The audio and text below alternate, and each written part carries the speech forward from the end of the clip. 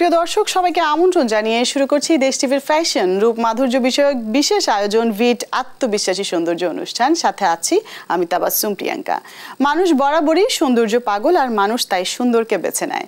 নিজেকে সবার মধ্যে সুন্দরভাবে উপস্থাপন করবার ইচ্ছা থেকেই মানুষ সৌন্দর্য চর্চা করে। পোশাক কেবল একটি পরিধানযোগ্য বস্তু নয়, এটি হলো একটি ভাষা। প্রসাধনী হচ্ছে দেহের বাইরের পরিচর্যা এবং সৌন্দর্যের মূল উৎস দেহের ভেতর। তাই বাইরের পরিচর্যার সঙ্গে দেহের ভেতরের পরিচর্যাও প্রয়োজন। কিছু অভ্যাস বা সতর্কতাই কিন্তু আমাদেরকে দেবে সুস্থ, সুন্দর এবং আকর্ষণীয় অবয়ব। সৌন্দর্যের আদ্যপান্ত নিয়ে ভিট আত্মবিশ্বাসী সৌন্দর্য।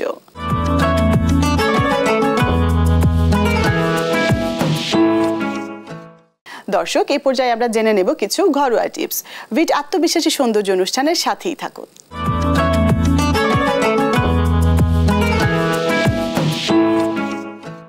সঠিকভাবে সেহরি করুন। ধীরে হজম হয় এমন খাবার খান, যেমন জটিল কার্বোহাইড্রেট, ওটস, লাল চাল, আটার রুটি। পর্যাপ্ত প্রোটিন খান, ডিম, দই, মুরগি, ডাল, যাতে সারাদিন শক্তি থাকে।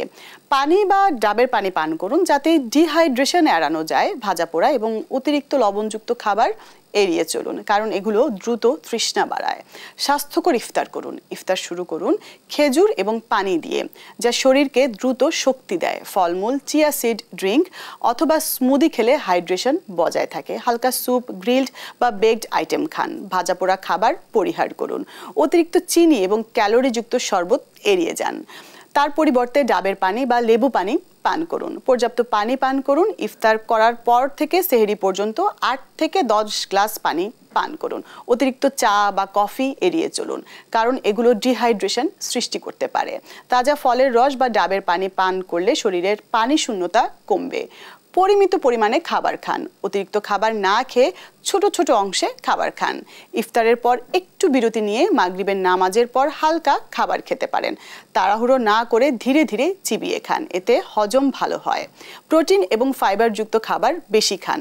প্রোটিন যেমন মুরগি, মাছ, ডাল, ডিম, দই শরীরকে শক্তিশালী রাখে। ফাইবার যেমন শাকসবজি, ফলমূল, ছোলা, চিরা ইত্যাদি দীর্ঘক্ষণ ক্ষুধা কম রাখে। ভাজা পোড়া এবং ভারী খাবার এড়িয়ে চলুন। পাকোড়া, সমোচা, চিপস ইত্যাদি তেলযুক্ত খাবার পরিহার করুন। ভাজা খাবারের পরিবর্তে গ্রিল, বেক বা সেদ্ধ করা খাবার বেছে নিন। হালকা শারীরিক পরিশ্রম করুন। ইফতারের পর হালকা হাঁটাহাঁটি করুন, এতে হজম ভালো হয়। ভারী ব্যায়াম এড়িয়ে চলুন। হালকা স্ট্রেচিং বা যোগ ব্যায়াম করতে পারেন। ভারসাম্যপূর্ণ খাদ্যাভ্যাস বজায় রাখুন।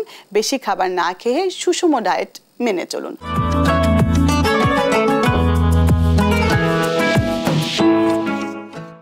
দর্শক, এ পর্যায়ে আমরা শুনবো একজন এক্সপার্টের কিছু কথা। আজকে রমজানের খাদ্যাভ্যাস সম্পর্কে আমি কিছু বলতে চাই।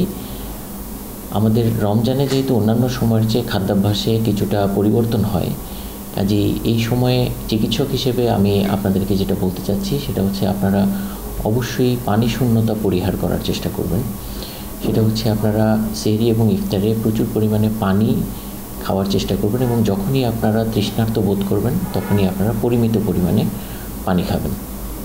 এই সময় যদি কারো খাদ্যাভ্যাসজনিত কারণে বা অন্যান্য কোনো কারণে যদি বমি বা পাতলা পায়খানা হয়, তাহলে আপনারা দ্রুত চিকিৎসকের শরণাপন্ন হবেন। বিশেষ করে যাদের ডায়াবেটিসের সমস্যা আছে, যাদের প্রেশারের ওষুধ খান, যাদের হার্টের ওষুধ খাচ্ছেন, অথবা যারা অন্যান্য কারণে স্বাস্থ্য ঝুঁকির মধ্যে রয়েছেন, স্পেশালি যাদের ওজন একটু বেশি রয়েছে, অথবা যারা কিডনি রোগে আক্রান্ত, ডায়ালিসিস পাচ্ছেন, এনারা অবশ্যই রোজার সময় বা যেহেতু এখন রোজার শুরুতে আপনারা আপনাদের বিভাগীয় যে ডাক্তার বা যাকে আপনারা দেখান তাদের একটা নিয়মিত পরামর্শ নিয়ে তারপরে আপনারা রোজা পালন শুরু করবেন। তৃতীয়ত, আপনারা রোজার সেহরি এবং ইফতারে কি খাবেন? আমার পরামর্শ থাকবে সেহরি এবং ইফতারে আপনারা প্রচুর শাকসবজি এবং ফলমূল খাওয়ার চেষ্টা করবেন। মাছ আপনার হার্টের জন্য ভালো, ইভেন রমজানের জন্য খুব স্বাস্থ্যকর, কারণ এতে ওমেগা 3 ফ্যাটি অ্যাসিড রয়েছে, যেটা কিনা আপনার হার্টের জন্য উপকারী। আমি বলবো যে আমাদের প্রচুর ভাজা পোড়ার একটা আগ্রহ থাকে রমজানের সময়, তো এই জন্য আপনারা খুব ডুবা তেলে ভাজা খাবার একটু অ্যাভয়েড করবেন, কারণ এতে ট্রান্স ফ্যাট থাকে, যেটা কিনা আপনার হার্টের জন্য বা হৃদরোগের একটা ঝুঁকি বাড়াতে পারে। লাল মাংস, মগজ, কলিজা, চামড়া এরা কিন্তু হার্টের ঝুঁকি বাড়ায়, কাজে এগুলো একটু কম মাত্রায় আপনারা খাবার চেষ্টা করবেন। পরবর্তীতে আমি যেটা বলতে চাই সেটা হচ্ছে আমাদের ধূমপান। তো ধূমপান রমজানের সময় যেহেতু আমরা ধূমপানটা পরিহার করি, যারা কিনা হৃদরোগ হোক, প্রেশার হোক, ডায়াবেটিস হোক, বিভিন্ন কারণে ডাক্তারের উপদেশটা আপনারা নিতে চাচ্ছেন কিন্তু পারছিলেন না অন্যান্য সময়, আমরা রমজানের সময়টাকে আসলে কাজে লাগাতে পারি। এই সময় যেহেতু আমরা ধূমপানটা অ্যাভয়েড করি, কাজে এই সময়টাকে আসলে আপনারা কাজে লাগাতে পারেন যে ধূমপান থেকে একেবারে বর্জন করার জন্য। এটা একটা ভালো সময় ধূমপান থেকে অ্যাভয়েড করার। রমজানে আমরা জানি যে আমাদের যেহেতু ইবাদত বন্দেগী একটু বেশি করা হয়, কাজেই এই সময় আমরা হয়তোবা জাগতিক যে চাপ বা স্নায়ুর উপরে যে চাপগুলো পড়ে, স্ট্রেস যাকে আমরা বলি, স্ট্রেসফুল সিচুয়েশনগুলো হয়তো রমজানে আমাদের একটু কম থাকে। কাজে এটাও আরেকটু হার্টের দিক থেকে আমি বলবো যে এটা ভালো। যাদের হার্ট অ্যাটাক হয়েছে, যারা নিয়মিত হার্টের ওষুধ খাচ্ছেন অথবা যাদের হার্ট ফেলিউর রয়েছে, তাদের ক্ষেত্রে কিন্তু আমি বলবো যে পানিটা খুব পরিমিত পরিমাণে আপনারা পান করবেন। কারণ আপনাদের অনেকের ক্ষেত্রেই দেখা যায় পানির একটা সীমাবদ্ধতা আছে। যে এই ধরনের যারা রোগী, যাদের আগে হার্ট অ্যাটাক হয়েছে বা হার্ট ফেলের মতো রোগী আছে, তারা পানিটা একটু পরিমিত পরিমাণে খাবেন। এবং যদি আপনাদের পানির ব্যাপারে কোনো সুনির্দিষ্ট পরামর্শ প্রয়োজন হয়, তাহলে আপনারা আপনাদের নিজস্ব ডাক্তার যার পরামর্শ থাকেন, নিজস্ব ডাক্তারের একটু শরণাপন্ন হবেন। দর্শক, আপনারা জানেন বীর আত্মবিশ্বাসী সৌন্দর্য অনুষ্ঠানের প্রতি পর্বে আমাদের সাথে থাকেন একজন আমন্ত্রিত অতিথি। আজকে আমার সাথে স্টুডিওতে আছেন অভিনয় শিল্পী, সঙ্গীত শিল্পী সঞ্চিতা দত্ত। আমন্ত্রণ তোমাকে। কেমন আছো? আমি খুব ভালো আছি। তোমাকে পেয়ে ভীষণ ভালো লাগছে এবং প্রথমেই তোমার কাছে যেটা জানতে চাই, তোমার কাছে সৌন্দর্যের সংজ্ঞা কি? সৌন্দর্য এমন একটা জিনিস যা আমাদের ব্যক্তিত্বকে ফুটিয়ে তোলে। তো ব্যক্তিত্ব কোথা থেকে আসে সেটা হচ্ছে যে আমাদের ইনার বিউটি একটা অনেক বড় একটা ফ্যাক্ট। কারণ হচ্ছে আমি যদি কারোর সঙ্গে ভালো করে কথা না বলি, সুন্দর করে গুছিয়ে মানুষের সাথে ভালো আচরণ না করি, তাহলে কিন্তু কেউ আমার সম্পর্কে ভালো বলবে না। তো আমার যে সৌন্দর্য, বাহ্যিক সৌন্দর্য, তখন কিন্তু সেটা ঢাকা পড়ে যায়। তো আমি মনে করি যে একটা মানুষের ব্যবহারটা খুব সুন্দর হওয়া দরকার, কথা বলাটা খুব সুন্দর হওয়া দরকার। প্রথম দেখায় যেন মানুষ আমার সাথে কথা বলে খুব আরাম পায়, সেই ব্যাপারটা খুব দরকার। আর আমি খুব হাসতে পছন্দ করি, হাসিটা ধরে রেখে আসলে বাঁচতে চাই। আমার কাছে এই সৌন্দর্যের ব্যাখ্যাটা এরকমই হওয়া উচিত, মানে একদম পজিটিভ একটা মেন্টালিটি। হ্যাঁ। আর যদি বাহ্যিক সৌন্দর্যের কথা বলি, যেহেতু একজন অভিনয় শিল্পী হিসেবে কাজ করছে এবং তোমার ব্যাকগ্রাউন্ডটা ছিল মিস ওয়ার্ল্ড বাংলাদেশ, তো সেখান থেকে আসার পরে নিজেকে মেনটেন করাটা নিশ্চয়ই, এখানে তোমাদের অনেক গ্রুমিং হয়েছে, অনেক কিছু শিখেছো। তারপরে সেই খান থেকে বের হয়ে নিজেকে কিভাবে টোন আপ করা বা নিজেকে কিভাবে একদম ক্যামেরা ফ্রেন্ডলি রাখা, ফিট রাখা, এগুলোর জন্য আসলে স্পেসিফিক্যালি কিছু কি করা হয়? হ্যাঁ, মিস ওয়ার্ল্ড বাংলাদেশ থেকে আমরা যেটা শিখেছি যে আমাদেরকে প্রচুর ডায়েট ফলো করতে বলা হয়েছিল। সেই সময় আমরা সব কিছু খেতাম না, মানে বেছে কোনটা খেলে আমাদের জন্য ভালো, শরীরের জন্য ভালো। আর মেন্টাল হেলথ আসে আমাদের ফিজিক্যাল হেলথ থেকে। তো আমাদের মানসিক সুস্থতা খুব দরকার।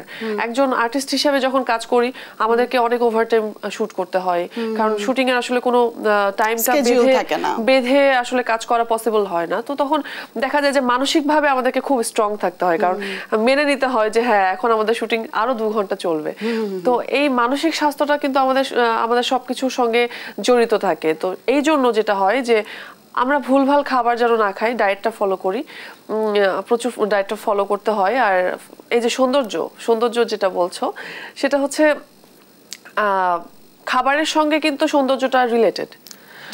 আমি যদি অস্বাস্থ্যকর কিছু খাই, তাহলে কিন্তু আমার ফেস থেকে সেটা বোঝা যাবে যে আমাদের গ্লো নষ্ট হয়ে যাবে, আমাদের ঘুম নষ্ট হবে, চুল পড়ে যাবে।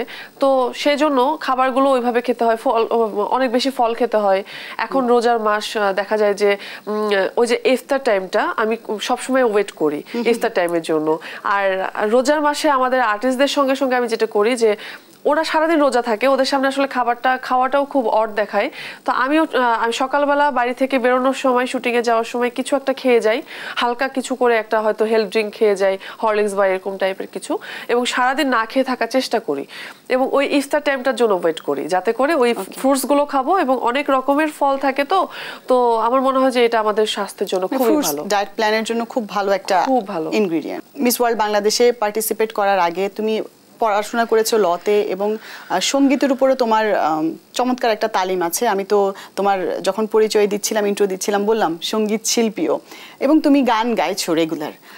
আসলে গান যেহেতু শিখেছো, তো সঙ্গীত শিল্পী, পুরোদস্তুর সঙ্গীত শিল্পী না হয়ে অভিনয় শিল্পী হয়ে যাওয়াটা, এটা কেন? আর কোনটা আসলে বেশি তুমি পছন্দ করো, প্রেফার করো কোন সেক্টরটাকে, সঙ্গীত আর অভিনয়? বেসিক্যালি সঙ্গীতটা তো আমার মায়ের কাছে আমার শেখা। তো মার কাছে থেকে যখন শিখেছি তখন আমার কাছে মনে হতো যে আমার যেরকম প্রতিদিনের রুটিনের সঙ্গে গান শেখাটা একটা হয়তো বা মানে অপরিহার্য একটা বিষয়। তো মার কাছ থেকে আমি গান শিখতাম। তারপরে যেটা হলো যে গান নিয়ে আমার অনেক রকমের পরিকল্পনা ছিল।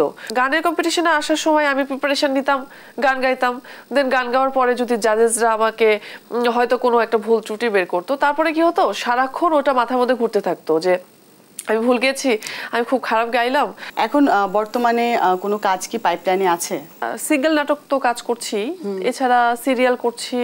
অচিনপুর নামে RTV বাংলা ভিশন একটা সিরিয়াল হয়, সেটা খুব ভালো, সবার পরিচিত, দর্শকদের অনেক প্রিয়, আর আমাকে খুব পছন্দ করে। কালশি নামে চরিত্রটাকে পছন্দ করে। আমি ওখানে কালো একটা মেয়ে, অনেকটাই ডার্ক টোনের, এবং একটা ফিমেল ফাইটার্স গ্রুপ আছে আমাদের, যে ফাইটার্স গ্রুপের মধ্যে আমি প্রচুর মারদাঙ্গা, একে মারি ওকে মারি, যারা দুষ্টুমি করে, একদম টমবয় টাইপের। টমবয় ঠিক না, মানে আমার যেহেতু আমি একটু হাইট বলা, ভালো হাইটের, তো আমাকে হয়তো বা ওই সাইডটাতে দিয়েছে ডিরেক্টর, চুজ করেছে যে যারা সমাজে বা তোমাদের ওই গ্রামে, অচিনপুর গ্রামে যারা খারাপ কাজ করছে তাদেরকে তুমি মারবে। তো আমি খুব এনজয় করি, খুব মজা পাই, আর আমার দর্শকরাও কিন্তু আমার সিনগুলোকে প্রচুর দেখে বলে বেশ কিছু সিনও খুব ভাইরাল। তো এই সিরিয়ালটা করছি, কায়সার আহমেদ পরিচালিত অচিনপুর। এছাড়া আমি রিসেন্টলি কলকাতায় একটা মুভিতে কাজ করেছি, আবার আসিব ফিরে। সেখানে অফ ট্র্যাকের একটা গল্প, এত ভালো একটা চরিত্রে কাজ করেছি। সেখানে আমি ছিলাম লক্ষ্মী, আর লক্ষ্মী হচ্ছে একজন সাঁওতালি মেয়ে। তো এটা খুব চ্যালেঞ্জিং ক্যারেক্টার ছিল, কারণ বাঁকুড়া, ইন্ডিয়ার বাঁকুড়া নামে একটা জায়গা আছে যেখানে সাঁওতালি মানুষজন থাকে। সেটা তো নিশ্চয়ই কলকাতাতে রিলিজ পেয়েছে। হ্যাঁ। দর্শকদের রেসপন্স কেমন ছিল? হ্যাঁ, দর্শকদের রেসপন্স খুব ভালো ছিল, এবং শুধু তাই না, এটা কলকাতা ফিল্ম ইন্টারন্যাশনাল ফিল্ম ফেস্টিভ্যালে সেরা সাথে ছিল। আবারও একটু গানের প্রসঙ্গে আসি, গান নিয়ে কি কোনো কাজ করছো? গান নিয়ে কাজ করছি বলতে আমার কেন যেন মনে হয়েছে যে না, আমি এই বছরে আমি অনেকগুলো গান গাইবো ভালো ভালো নাটকে বা টেলিফিল্মে। তো শুরুতেই কিন্তু আমার নিজের একটা নাটকে গান গেয়েছি আমি। গানটার নাম হচ্ছে জল রঙের ফড়িং, আর কাজটার নামও হচ্ছে জল রঙের ফড়িং। তো এটা টাইটেল সংটাই আমি গেয়েছি। আরেকটা গান গেছে বেলাল খান। সেই গানটা একটু শুনবো, 2 লাইন? হ্যাঁ, শোনাতে পারি। আমি জল রঙের একটা ফড়িং, আমি জল রঙের একটা ফড়িং, কেউ আমাকে ছোঁয়ে কেউ ভয় পায়, কেউ আমাকে ছোঁয়ে কেউ ভয় পায়, কারো বুকে হয় চিনচিন, আমি জল রঙের একটা ফড়িং, আমি জল রঙের একটা ফড়িং। বাহ সঞ্চিতা, তোমার সাথে আড্ডা দিয়ে খুব ভালো লাগলো। তুমি খুবই স্পন্টেনিয়াস এবং খুব মন থেকে কথা বলো, একেবারেই ফিল্টার ছাড়া কথা বলো। তোমার পথ চলা সুন্দর হোক, শুভকামনা তোমার জন্য। দর্শক, আপনারা এতক্ষণ পর্যন্ত দেখলেন দেশ টিভির ফ্যাশন এবং রূপ মাধুর্য নিয়ে বিশেষ আয়োজন ভিট আত্মবিশ্বাসী সৌন্দর্য অনুষ্ঠান। আজকের আয়োজন আশা করি আপনাদের ভালো লেগেছে। আমাদের আয়োজনের কোনো অংশ আপনারা যদি মিস করে থাকেন তাহলে তা দেখে নিতে পারেন দেশ টিভির অফিসিয়াল ফেসবুক পেজ এবং ইউটিউব চ্যানেল থেকে। সবাই ভালো থাকবেন, সুস্থ থাকবেন। আগামী পর্বে আপনাদের সাথে আবারও দেখা হবে সেই প্রত্যাশায় আজকের মতো বিদায় নিচ্ছি। আল্লাহ হাফেজ।